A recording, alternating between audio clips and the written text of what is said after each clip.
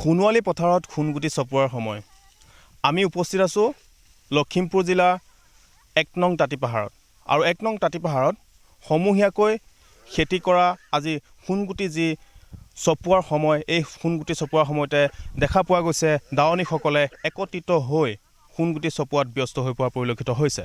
মই ভিডিঅ' লেন্সক দেখুৱাবলৈ অনুৰোধ জনাইছোঁ এনেধৰণে যিটো গোটে ইয়াতে খেতি কৰিছে সেই খেতি কৰা গোটটো সকলো মহিলা ওলাই আহি একত্ৰিত হৈ খুব সুন্দৰভাৱে খেতি পথাৰত নামি ধান দোৱাৰ দৃশ্য খুব সুন্দৰ আৰু এই সুন্দৰ মনোমোহা দৃশ্য দেখুৱাই আছে ভিডিঅ' লেন্সে। মই ইয়াৰে উদ্যোক্তা আছে তেখেতৰ পৰা জানিব চেষ্টা কৰিছোঁ আপোনাৰ নেতৃত্বতে আচলতে এই খেতিসমূহ কৰা হৈছে আৰু আজি সোণগুটি চপোৱাৰ সময় এই সোণগুটি চপোৱাৰ সময়ত দেখা পোৱা গৈছে দাৱনীসকল আহি খুব সুন্দৰভাৱে ধান দোৱাত লাগি পৰিছে। হয় হয় এই সমূহীয়া কঠীয়া তুলি ইতিমধ্যে আমাৰ বিধায়ক মহোদয়ৰ নেতৃত্বত আমি সমূহীয়া কঠীয়া তুলি পাৰিছিলোঁ ৰঞ্জিত চাপন ধান।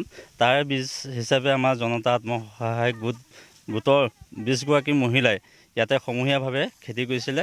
আমি তেখেতসকলক যিমান পাৰিছোঁ সহায় সহযোগিতা আগবঢ়াইছোঁ আৰু তেখেতসকলে অকল ধান খেতিৰ ওপৰত ধান খেতিয়ে কৰা নহয়, তেখেতসকল মহিলা 20গৰাকীয়ে আলু আৰু সৰিয়হ প্ৰায় 7 বিঘা সৰিয়হ পাৰিছে তেখেতসকলে আৰু 2 বিঘামান প্ৰায় আলু দিছে আৰু ধানখিনি এতিয়া চৰকাৰৰ বীজ খুব ধুনীয়া ধান হৈছে বুলি আমি ভাবিছোঁ। সেয়েহে আজি আমি সমূহীয়াভাৱে আমি ধানখিনি কটাত আগবাঢ়িছোঁ।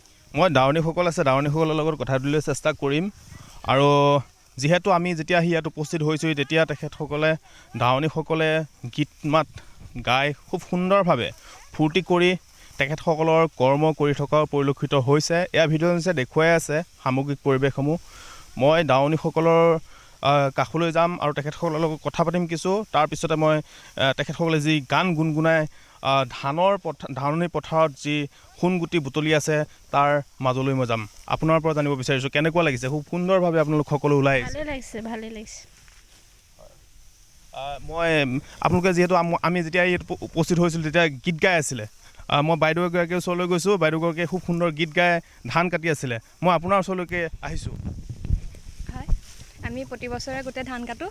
এইবাৰো আমি এনেদৰে ধান কাটিছোঁ, খুব ভাল লাগে সকলো লগ হৈ গীত মাত গাওঁ, টেঙা খাওঁ। এতিয়া গীত এটা আজৰিছোঁ। পথাৰে পথাৰে বিচাৰি ফুৰিলোঁ কতেনো দাই আছিলা ধানে মূৰে লাহৰৈ বাখৰৈ চকলি নেগেৰা বায়ে ঐ চেনাইটি লাহৰৈ বাখৰৈ চকলি নেগেৰা বাই। এয়া আমি দেখুৱাবলৈ চেষ্টা কৰিলোঁ লখিমপুৰ জিলা ১ নং তাঁতি পাহাৰৰ দৃশ্য। এয়া সামগ্ৰিক পৰিৱেশ দেখুৱাই আছোঁ। এনেধৰণে আচলতে সোণগুটি বুটলাৰ সময়ত কেনেধৰণে দাৱনীসকলে সকলো ওলাই আহি এনেধৰণেই পথাৰত নামি পৰিছে আৰু নামি পৰি ধান দোৱাত লাগি পৰিছে। সামগ্ৰিক পৰিৱেশসমূহ এনেধৰণে দেখুৱাই আছে। সকলোৱে ফূৰ্তি কৰিছে আৰু এই ফূৰ্তিৰ ফচল এয়া তেখেতসকলে খুব সুন্দৰভাৱে কষ্ট কৰি যি মাটিডৰা ৰোৱাৰ পাছত এনেধৰণে ধান দোৱা দৃশ্য দেখুৱাবলৈ চেষ্টা কৰিলোঁ লখিমপুৰ জিলা তাঁতি পাহাৰৰ পৰা। এনেধৰণে এতিয়া ব্যস্ত হৈ পৰিছে দাৱনীসকল।